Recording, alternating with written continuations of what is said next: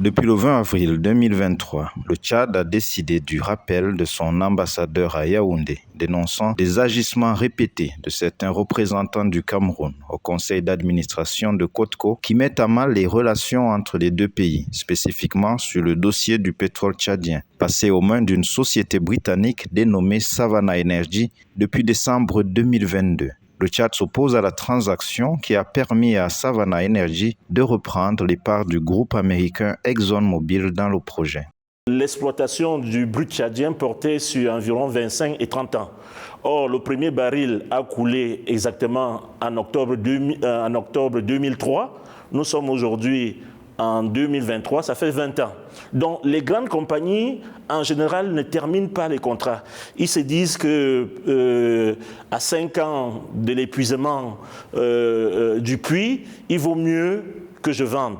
Donc, au moment où elles vendent, en ce moment-là, ce n'est pas les grandes compagnies qui vont se bousculer. C'est en général les compagnies moyennes. Et Savannah fait partie des compagnies moyennes parce que les compagnies moyennes n'ont pas besoin de grands volumes et puis leurs coûts de production ne sont pas aussi élevés que les grandes.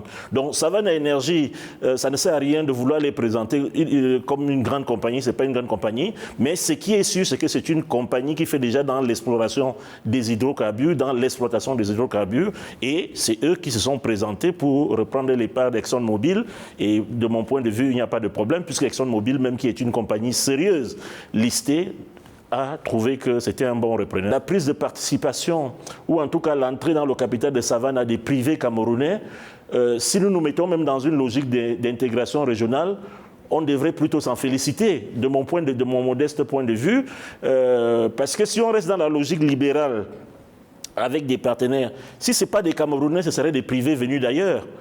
Il me semble simplement peut-être qu'il y a d'autres informations qui m'échappent ou qui nous échappent. Le Tchad et le Cameroun partagent une frontière longue de 1094 km et coopèrent pour la sécurisation de leurs frontières communes et dans la lutte contre Boko Haram dans le bassin du lac Tchad. Étant enclavé, le Tchad acquiert de nombreuses marchandises via les ports de Kribi et de Douala au Cameroun.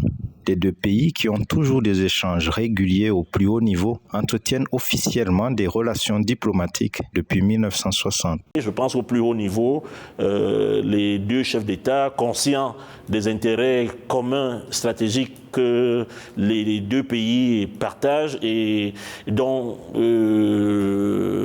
qui ne peuvent pas mettre cela en péril simplement pour un différend qui porte sur des cessions d'actifs.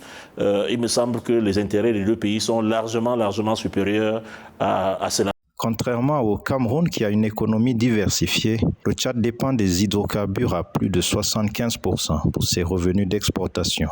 Le regard est désormais tourné vers les dirigeants des deux pays pour la résolution de cette question qui préoccupe les autorités tchadiennes.